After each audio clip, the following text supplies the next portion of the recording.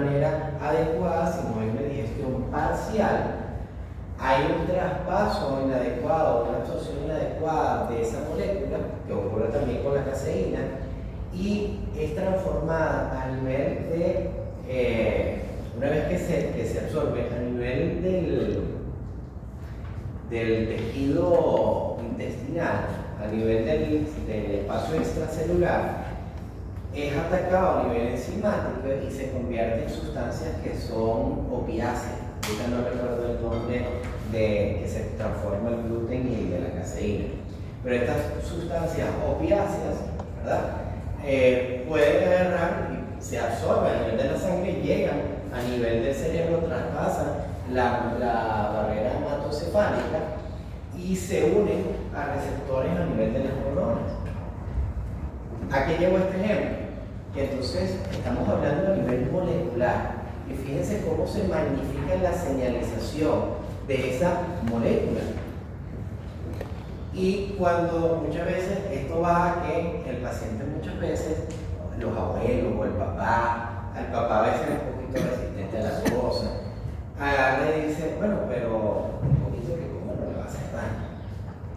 Ese poquito, ya sabemos que primero el poquito que coma va a ser que, bueno, se come una pieza de pan quizá 30 gramos, pero esos 30 gramos, todas las moléculas, la proteína del gluten va a tener una transformación y a nivel molecular, imagínense todo lo que va a pasar en esa cascada de señalización que va a condicionar la conducta después de ese niño.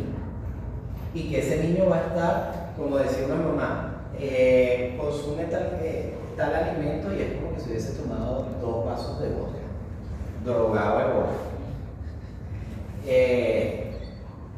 Y es para que entendamos de que por más que sea y a nivel nutricional, tenemos que tener en cuenta de que un poquito, que ya es mucho para la célula, pero un poquito de la ingestión, cómo puede magnificar una señalización que puede afectar entonces la salud del paciente. Y ahí encontramos entonces, por lo menos a las personas con enfermedad celíaca, que hay tal sensibilidad a nivel inmunológico al gluten que si por lo menos, recuérdame tu nombre, Nayarit, Dios no lo quiera, ella tiene enfermedad celíaca y yo agarro y troceo un pan acá y ella le genera alergia. Porque entonces es tan sensible y esas moléculas que viajan en el aire los capta y causa una magnificación de la señalización que nada más ese proceso ya le afecta. Quizás alguien tiene algún familiar celíaco o ha estado en contacto. Entonces quizás les parece exagerado lo que yo estoy diciendo, pero ¿cómo puede ser eso? Pero los padres de los niños te lo describen. De que no, resulta que estaba cortando un pan y tuve que salir de emergencia con el niño por un cuadro de alergia y diarrea. Porque el pan en la casa, una contaminación a nivel ambiental del gluten que le afecta enormemente. Y profe, ¿eso es por la cantidad de receptores? Que puede ser hay una cantidad de receptores, pero también en ese caso hay cuando hablamos a nivel del sistema inmunológico, sí, pudiera ser a nivel de los receptores de la molécula del sistema inmunológico, que apenas al primer contacto ya hay una reacción, pero una reacción también exagerada de que, así como uno ve a veces ciertas películas en donde, vamos a suponer, tu compañera agarra y te empujó y tú llamaste a casi toda Caracas para caer encima. Es una respuesta exagerada del sistema inmunológico, que es lo que llamamos como alergia. ¿Se comprende lo que les digo aquí a nivel de la amplificación de la señalización? Un poco el proceso de sensibilización de la señalización del receptor. Vemos cómo entonces está el receptor, bueno, ahí no se va a ver nada, hay una activación de la cascada por las proteínas C-YU, sinasa, y hay una fosforilación de una subunidad a nivel de la adenilciclasa para que no se genere el AMP cíclico. Entonces esto inhibe la acción del receptor y queda desensibilizada la señal. Tenemos receptores que son acoplados a los canales iónicos. Me tengo un poco acá porque lo vamos a estudiar a nivel a nivel de potencial de acción. Son canales que al recibir, ¿verdad?, el receptor, al unirse la molécula de señalización a su receptor, va a generar un cambio conformacional en el interior de la célula, ¿verdad?, acoplado a ese receptor, un cambio conformacional de unas proteínas acopladas que va a generar la activación de unas proteínas que son de canales iónicos, que son transportadores. Ellas van a aperturarse, ¿verdad?, para que pueda entonces difundir algún elemento. Puede ser un canal de potasio, o que va a hacer que el potasio salga del interior de la célula al exterior, o puede ser un canal de sodio para que sea el sodio que entre desde el exterior, desde el espacio extracelular al interior de la célula. Puede ser canales de cloro para que entre el cloro desde el exterior hacia el interior de la célula. Puede ser el calcio también para que entre del exterior de la célula al interior, o desde el interior del retículo sarcoplásmico hacia el citosol, ¿verdad? Podemos encontrar allí, vamos a ver después cuando veamos músculo, la importancia del calcio, donde está ubicado para toda la señalización y la contracción, o favorecer más bien al cierre del canal, la expresión también del canal. Pero los canales iónicos, lo que vamos a ver entonces, hay una señalización. Ejemplo, hay una neurona motora que tiene sus terminaciones nerviosas hacia el músculo estriado, y ella va a desencadenar la síntesis y la excreción de un neurotransmisor como la acetilcolina, y ese neurotransmisor entonces se une a receptores acoplados a canales iónicos en la membrana del músculo, para que entonces se abran los canales de sodio y se genere toda la señalización del potencial de acción.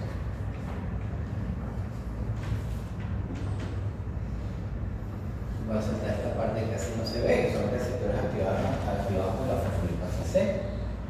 Receptores de activación génica, en donde su fin último es activar alguna proteína oncogénica para que se sintetice, para que se exprese un gen y haya una replicación de la transducción de esa parte de la cadena del ADN para que entonces sea traducido por el ARN, los ribosomas, la otra organela.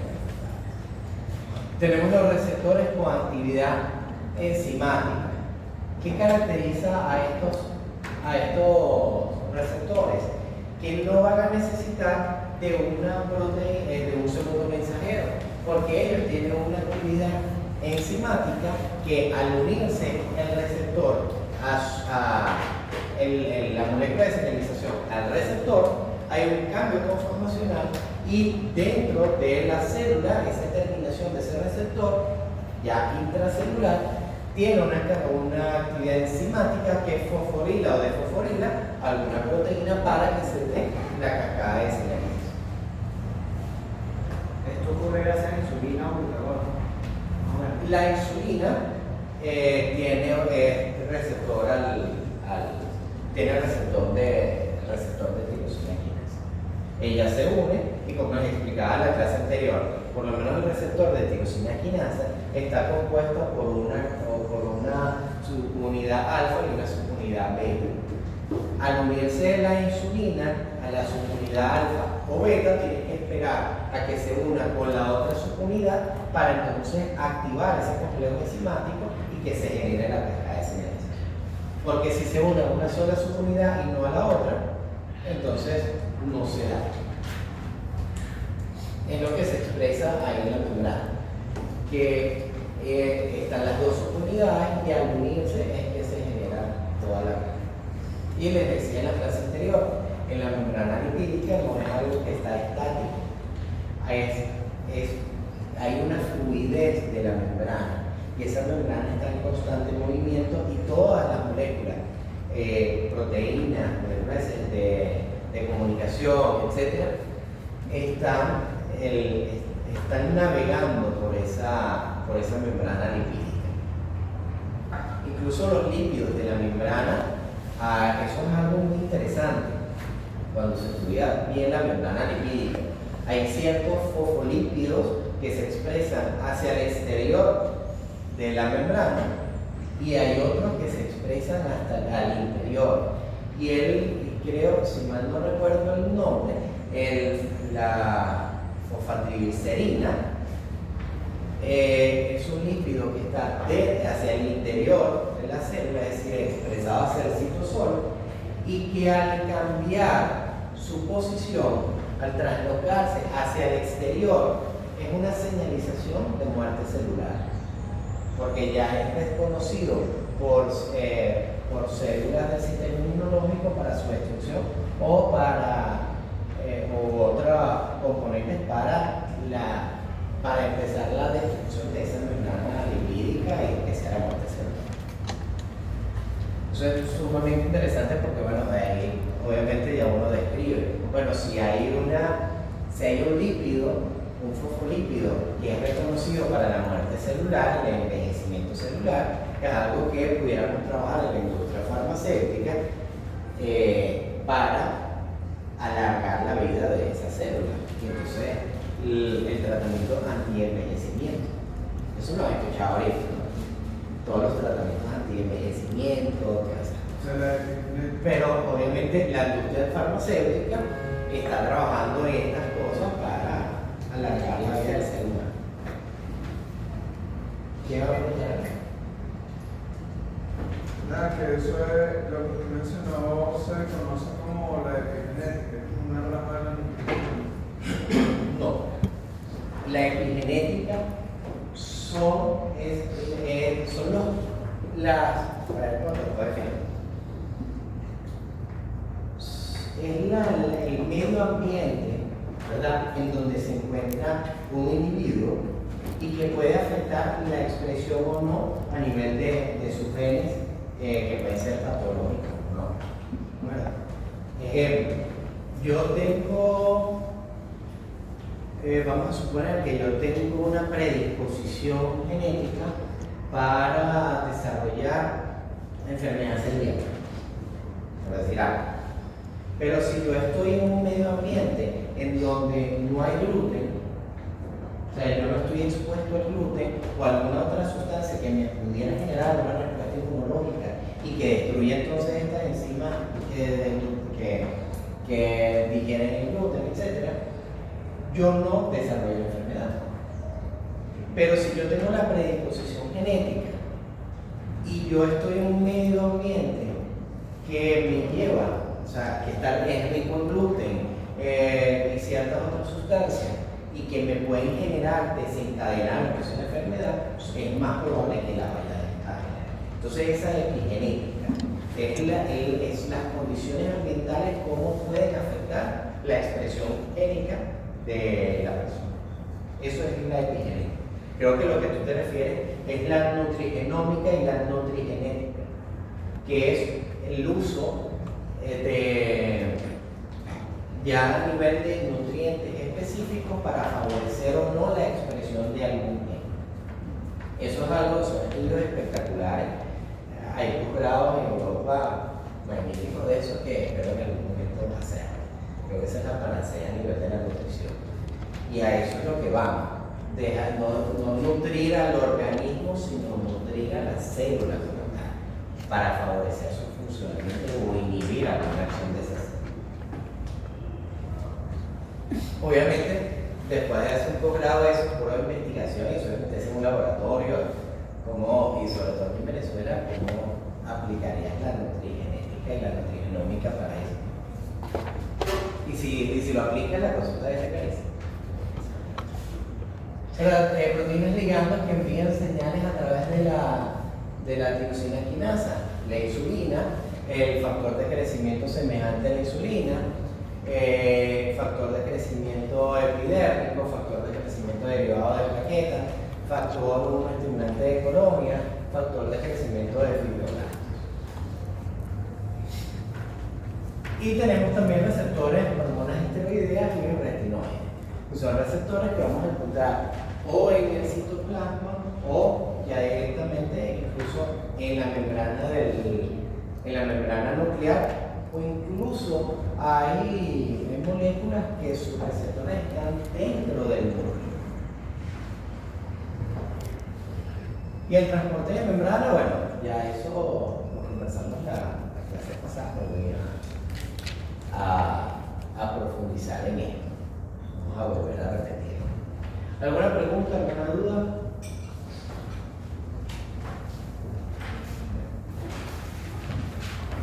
¿Quedó todo claro? Yo aquí les traigo un paseo en cuanto a los receptores. Hay unos libros de biología molecular espectaculares que te explican todas las cadenas de reacción. No me voy a enfocar tampoco en eso, tampoco es algo que vayamos a necesitar en la vida, a menos que ustedes, mira, sabes, yo quiero aprender más, yo quiero profundizar, y lo podemos discutir extra cátedra. Yo lo traje de esta forma más detallada, pero aún así siendo general, porque me parece importante conocer cómo inicia todo.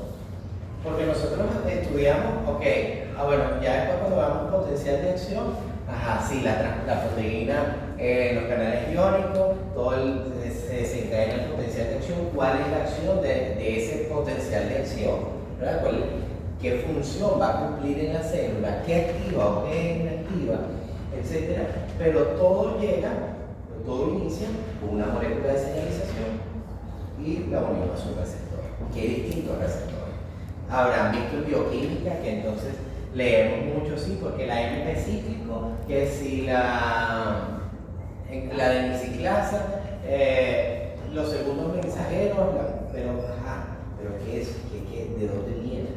Y por eso quise traer entonces un panorama de esto. ¿Preguntas, dudas, comentarios?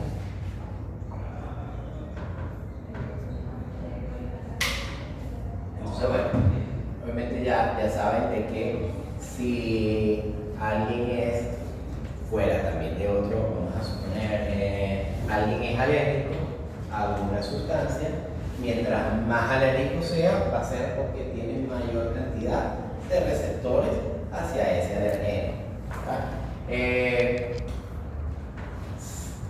Hay personas que son mucho más, que su umbral del dolor es distinto.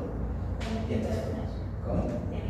Sí, porque hay moléculas de señalización que van a activar las cascadas de reacciones del dolor, y obviamente va a ser mayor o menor dependiendo de la cantidad de receptores.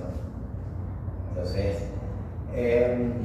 incluso a nivel emocional, si vemos personas que son más sensibles a unas emociones, y pudiera ser de que hay una mayor cantidad de receptores a nivel neurológicos para los neurotransmisores que se producen y generan esas emociones. Profe, ¿y lo de la desensibilización de los receptores podría tener que ver con la resistencia a la insulina? En este caso ya. Sí. A nivel de la insulina, ¿qué ocurre? Hay varias todavía teorías, ¿de acuerdo? En donde hay un daño a nivel del receptor en la unión de la insulina al receptor, o que la insulina logra logra unirse a su receptor, pero hay alguna mutación en cuanto a la cascada o al resto de las proteínas que intervienen en la cascada de señalización cascada. Entonces, eso es lo que... ¿Y cuál es la finalidad de la unión de la insulina al receptor? ¿Qué ocurre? Las vesículas se van a la superficie para la glucosa. Sí, no.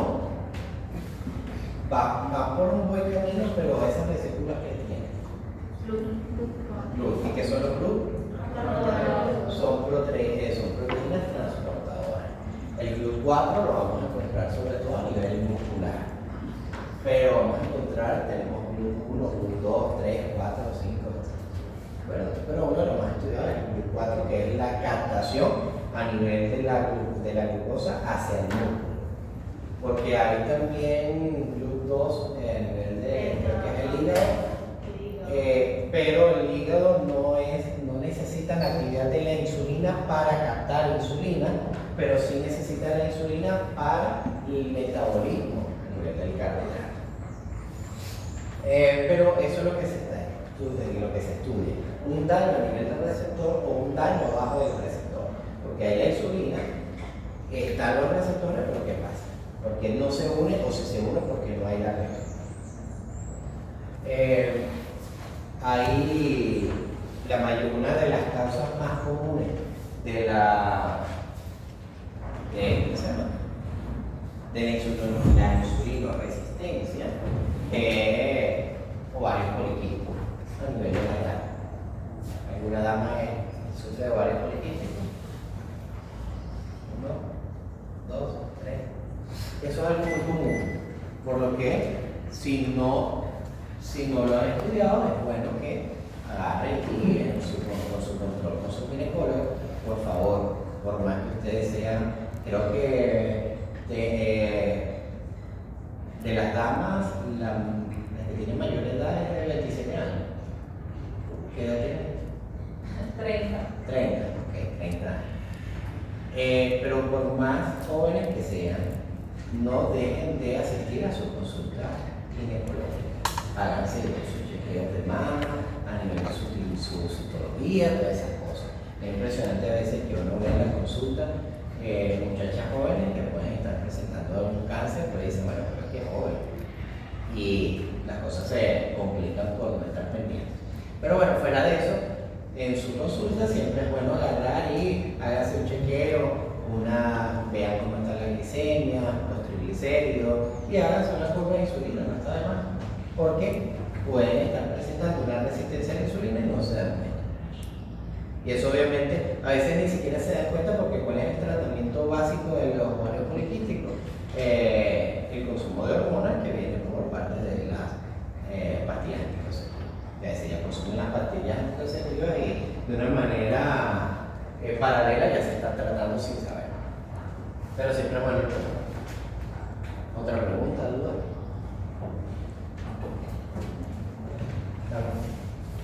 Es una camisa de nutrición. Oye, está fina. ¿Del centro de estudiantes? Chévere.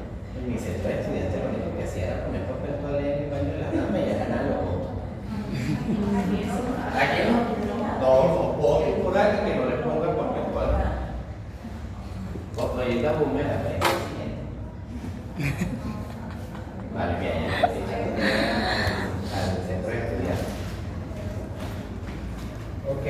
Profe, ¿el primer cuello era el día martes? No. No. A ver, déjame sacar los cálculos.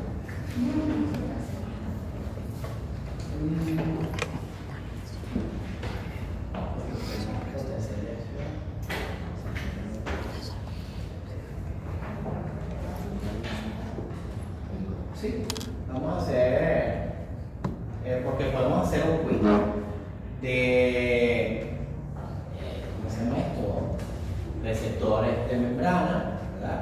Y transporte de membrana por separado o lo unimos con potencial